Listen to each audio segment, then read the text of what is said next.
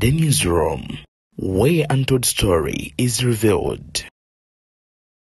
BTN Media Beyond the Newsroom omulungi agenda mansi n'okubanga otulaba kyokola kya mwendo mungi nnyo nnyini ddala era nkwebaza naddala egyo gyonna gy'ogenze maaso n'okutuusaako engalo olunaku olwaleero ku kibiina kya National Unity Platform gubadde muliro essanyu ennaku byonna bibaddemu.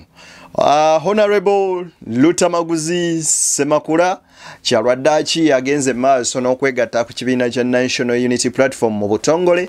Zambali Blasio Mukasa Ebuvanjuba nebugwanjuba ewaka wasigalawo ewasinga. Beyond the Newsroom gwe mukutu ogukuleetera ekyo ekisinga katiranga naffe ng'oyita ku noti 771 44 53 ne noti 744 26 41 na bino bikulu tetulanga bafere tetulanga basawo ba kinnansi n'abagwa mu koowe eryo mwebale kutuwagira. Thank you. naye agenze maaso n'okubeera nga ate afuna kaadi emuyingiza mu kibiina registrations card era n'ayanjulwa butereevu nnyo ng'eyegasse ku kibiina kya National Unity Platform okuva lweyava ku Next Media oba ku NBS TV abangi nga bwe kimanyi ekyo ate era omuwi w'amagezi mu bw'enzululu oba obwakabaka bwa lw'enzululu eri Kasese wuno yegase ku National Unity Platform LC5 era aspiring LC5 wa Kasese district yegase ku kibiina kya NUP. Kakati nno Nambi asabye kooti esazeemu oboolyawo obuwanguzi bwa Nalukola baddeyo balonde mu Kawempe North era ye ne balooyabe nkugambye bagumu. Kakati bo balooyaba Nalukola nkugambye bagenze maaso n'okubeera nga bateekawo ate ekkuuli. Labayo obutego bwe bateeze Nambi bwagenze maaso n'okubeera nga ate agwamu. BTN Media Beyond the Newsroom yazadde n'abatuusako ensonga njagala obasa bano bombeefu obw'ekika ekya waggulu video mujimpere like wojiwa like ujatambula ku speed ya yiriri tuke kubulisa kinoomu ate era mu ngeri yemu nga gwe mulundi gwo gusosola ba videos zaffe njagala okusaba ate ogene maaso no kubanga subscribinga omala okole mu kaduka gye personalize okateke mu all to find notification ku mbozi zonna ze tuteekayo. Njagala tutandikire wano nsooke nkuwe ebigambo by'omwami ono tweyongereyo nga describinga parliament ya Uganda. The Parliament of Uganda that I know, once they give them their money and call them at State House for a movement caucus, they can amend the Bible and say Jesus was not a son of God, it was Muhammad who was a son of God, and therefore from today henceforth, where they say Jesus, it will be Muhammad. Parliament of Uganda, yeah, I know it. And it will pass early in the morning. Inti ababaka va parliament most especially ab'ekikuta ky'eryenvu kasita bamala bakwasa eryenvu epaba ne balirya bwe bati basobola n'okukwata bayibuli ne bakuulamu kempapula ezimu n'ennyiriri ezigamba nti Yesu mwana wa Katonda ne bateekawo Muhammad nti oyo ye mwana wa Katonda era ne kiyita mu kaseera mpaawo kaaga oba oliawo ebisesa tebibulayo njagadde just to iteko kawo katini ate twesoga ensonga Ssemasonga. Omubaka Lutamaguzi Semakula nga bwogera maaso n'okubeera ng'olaba video eno bw'atyo wageze maaso n'okuteebwako ate enkofiira ey'ekibiina kya National Unity Platform newankubadde nga bagitadde dda mu ssemateeka nti y'emu ku ezo ez'amagye era nga abagiina bagenda maaso n'okukozesebwa mu kkooti z'amagye naye Lutamaguzi agenze maaso n'okubeera nga ate ayanjulwa olunaku olwaleero era ebigambo bye ebimu ku ebyo ebisoose agambye tewaliwo kye tutalina kisobola kubeera nga Museveni kimutwala wabula ekibadde kibulayo keekadde. Akozeseza statement gyenyinza odefininga as a ticking bomb essaawa yonna kyandibeera nga kibwatuka. Bibi n'ebigambo bya Honorable Lutamaguzi Semakula.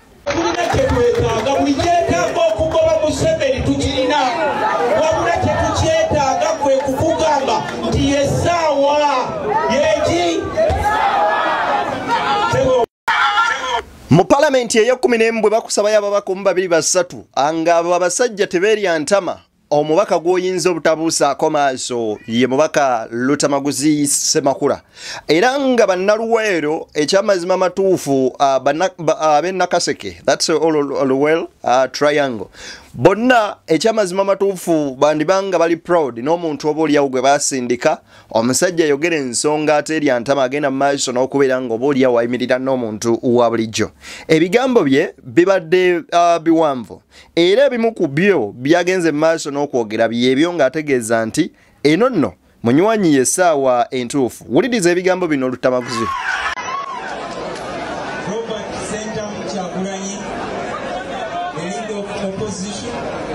Secretary General, all protocol observed.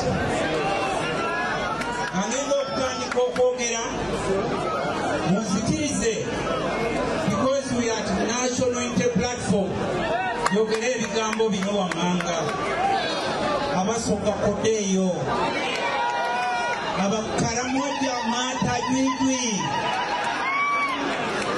aluwa mingoni Ankole Agandi Teso Byaibo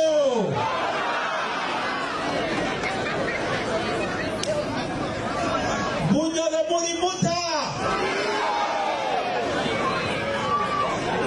Luanda Murahoneza Francis bonjour. Good afternoon, ladies and gentlemen.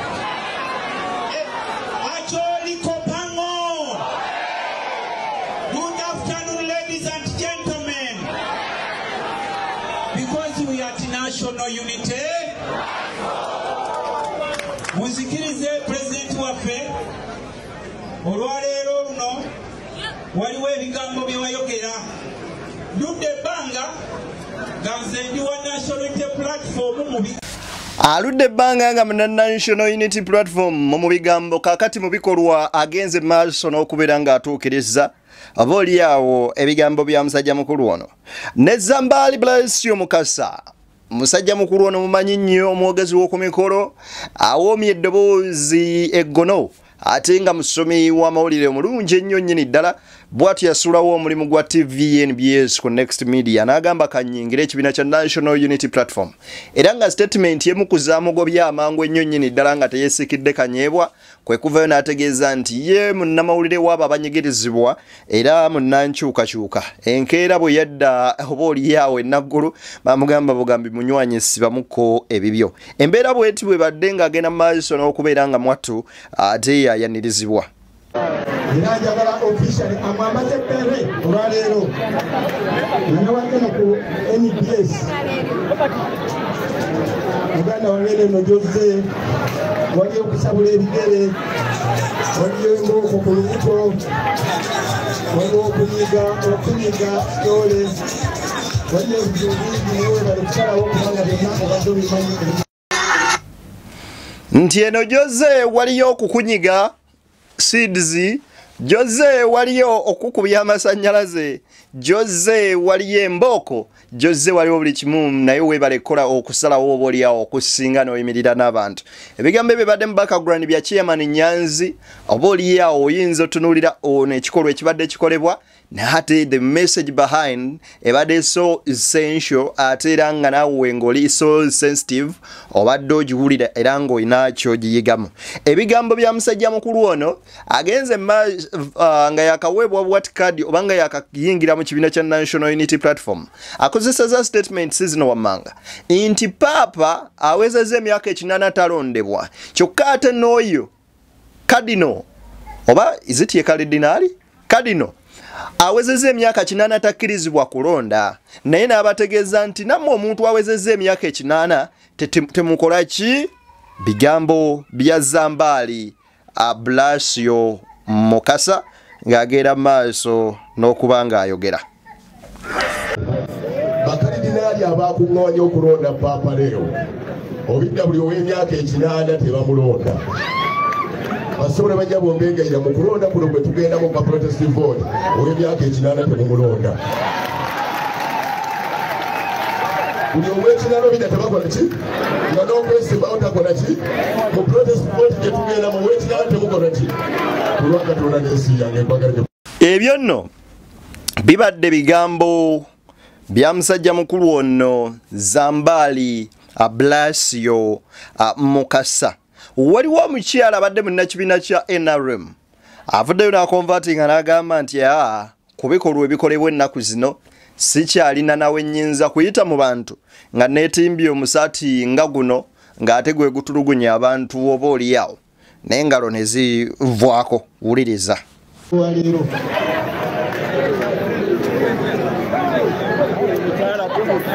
Omuntu ajazaalwanga okuva mu kisenyi ntenekikwatako sula waikakemukasule wali atusebenanga tetusebusi ezo tishatyanu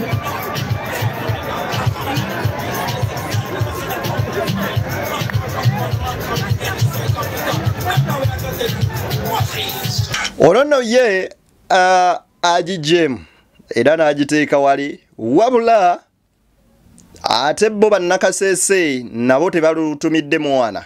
Ono nno ng'omu ku ba advisors oba atuula ku lukiiko olukulu Bwakabaka bwa Rwenzururu afuddeyo n'egatta ku kibiina kya National Unity Platform era n'ategeeza nti district y'e Kasese wakubakwatira ate bendera ku kifo kya LC ey'okutaano oba LC5 oba chairman wa district wali eri mu bitundu ebimanyikiddwa ng'eby'e Kasese. Ebigambo bibino bwe biti bwe bibadde. Obusinga bwa Rwenzururu tagenze mu kibiina kyonna ekirala naye asazeewo okuyingira National Unity Platform. Erono gomulaba ayagala kukwatira National Unity Platform flag kuwa LC5 chairperson Kasese district. Ate yomu ali ku lukiiko lwe bayita Privy Council oba olukiiko oluwabula omusinga gwa Rwenzururu ne wetwogerera. Sebo tukwaniriza nnyo obugambo butono. I thank you very much because you have taken it all. Already I thank the president to be a very humble and simple man for the people. President welcome. Humble and simple man for the people. What people who are sober, who are soft, but when they are sure of what they are doing. I am also inspired by Umkuru.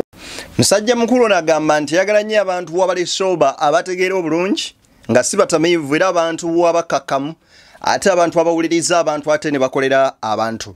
Ebyo nno bye bigambo byasodde okukozesa okubeera nga annyonnyola Kyagulanyi yani. Abagamba nti National Unity Platform kibiina oba oliawo kya region oba abagamba nti National Unity Platform kibiina kya regional party bannaffe okuva ebusoga nabo bakoze bwe bati oba mu Eastern. Nga bali kubisa biru ey'okutuyita ey'okutukuba amasasi. Eno message eri kujja mu bantu ba NRM ni Mwami Muhoozi ni Museveni.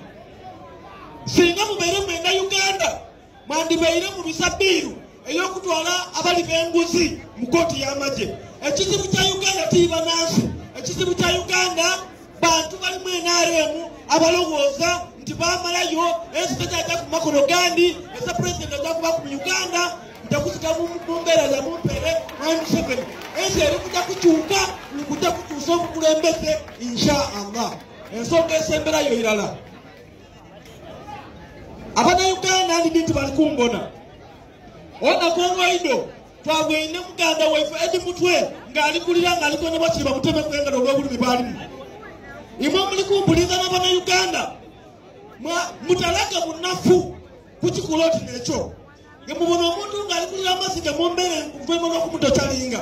Mwana mutawe mu maani. Ekyo kyonka kituwa amaani actually tutalinda na kulinda bintu bindi. Tukolese edi mutwe n'abasiba bali mu makomera okutola ku Museveni mu mbeera yona yona. Mwami Museveni wabanga oli kumpona ni Mwami Muhoozi eno ti Rwanda. This is not Rwanda.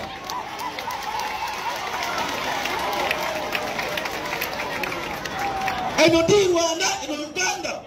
Temulowooza nti eno Rwanda bakubakube bantu batasinga abantu basigala bateme wa butyame. This is Uganda. Dynamics da Uganda dindino tida Rwanda. Timujja kusobola kusilensinga maloboozi g'abantu.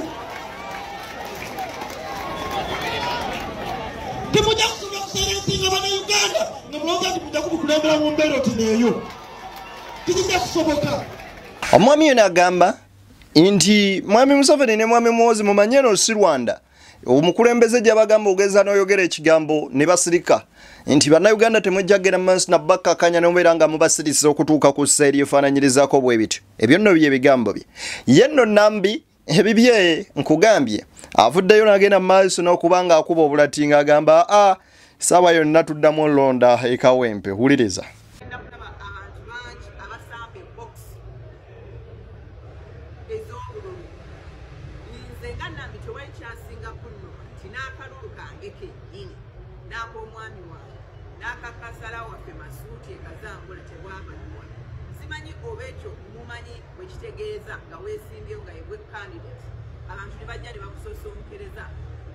Era bwe bayimirira wano ne baga nti nze nakifunamu oba nze nayita ab'amagye kuba abantu oba nze nakikola sikikolangako nvumirira ab'amagye banabakuuma ddembe bonna okujja mu by'obululu ne babeera nti bakosa abantu n'ebintu byabwe sikyagalangako era navaayo n'ekivumirira okubira ddala mu ntandikwa so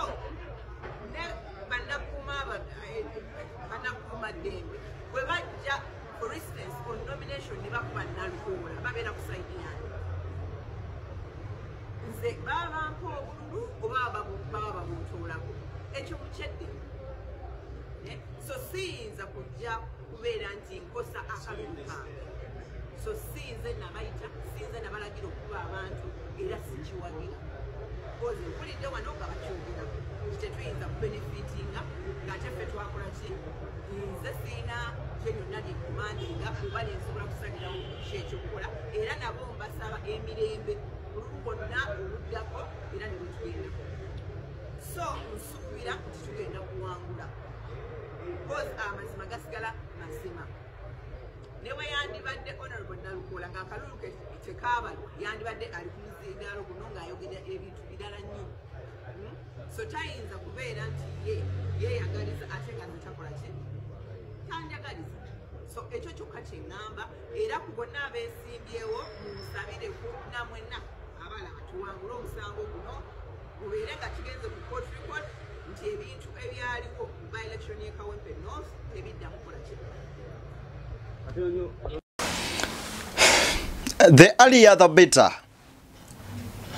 Lwaki ebintu bino byonna byagenda maaso n'okubaawo omukyala Nambi wasirika n'otavaayo b'oli avumirira bikolwa ebyefaananyirizaakokko bwe bityo agamba mbu Nalukoola bwakubwa ku nominations mbu kiba kiwayo obululu oba kiba kiwa Nalukoola in that Nalukoola ye yaleeta abantu bano bamukube asobole okufuna sympathy card basooka alyoka afuna obululu obwawangula omuntu ono so bw'okola statement yegamba nti Nalukoola bw'abanga ye yabaleetera bamukuba afune obululu definitely kitegeeza olwo yakusinga obululu indirectly lwaki oba okkiriza nti bwe baba bakuba oli gwe tobenefitinga ye yabenefitingamu how does he benefit from that mu kulonda olunaku lw'okulonda amagye gakuba ne gasamba obululu ne bakola buli kimu igwe ne taatawo Haji Kigongo y'omu ku batuula ku sseeke ye NRM era abatuula n'omukulembeze w'eggwanga lino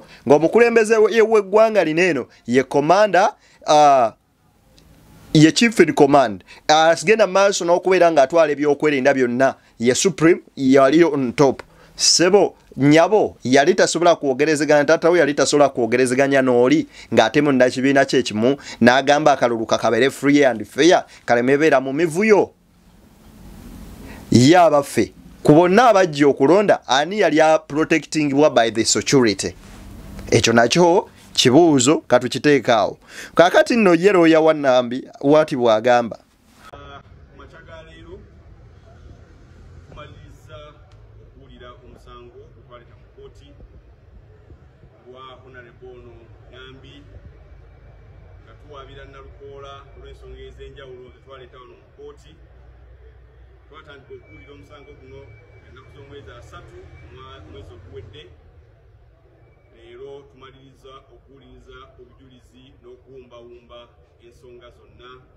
tuzibulira omulamuzi era ntumuleka kakati agende akole okusalawo kwe ku nsonga ez'enjawulo zetumwolese. Tuli bagumu era tuli bakakafu nti bwe kataligirya tugenda kuva mu kkooti eno nga tuli bawanguzi nga Nalukoola tumumeze. Kubanga tuli bamativu nti omulamuzi tumubuulidde ne tumuwa ebyo byonna bye yeetaaga okutuwa obuwanguzi mu musango guno. Lawyer Wanambi yalaga mukakafu nnyo nti oba oliawo omusango guno baguwangudde dda. Kampulire tuwulirize ku kanso Musisi George ate lawyer wa Nalukoola. Omusango gwe tumaze omusango okuwulirizibwa olwaleero era enjuyi biziresa abajulizi enjuyi zombi ziwumbise obujulizi bwazo era tetumanyi nti nga bwe twali tugamba nti obulumira bonna obwali bubaluka era abantu baabo bwaleetebwa abantu bennyini abajja kukola okuwanga era amateeka agafuge gakkiriza kukola kintu ate oyagala okufunamu obulungi n'obubi bwakyo n'olwekyo ekiri mu kkooti olwaleero kyetutadde mu kkooti kisomye kkooti nti omusango guno gwali gulumanga batalina musuleeta mukago ku kkooti era tulowooza nti kkooti bweneeba ewulidde obujulizi neekenneenya n'amateeka nga bwe gali ejja kusigaza ngeri emu yokayoka yakugoba ire yawaaba osasule sente zijja kuba nyingiko kubanga bannamateeka yamulabe kampani 10 ez'abannamateeka era tulowooza nti muwanguzi nga bannakawempe baalonda kkooti ejja kikakasa buwanguzi. Katusabe oba oliawo eddoboozi ya bannakawempe lisigale nga oba oliawo liri waggulu. Banywanyi munzikirize mbatere wano yenze Deni Beyond the Newsroom omukutu semakutu nkusaba liking video eno ate subscribing ku mukutu gisharing leko ne bantu bagine maso no gifuna ate bafuna information ya sensitive ngeno bweti. Mbagaliza byemunjagaliza tusinkane mu mbozi ndala. God bless.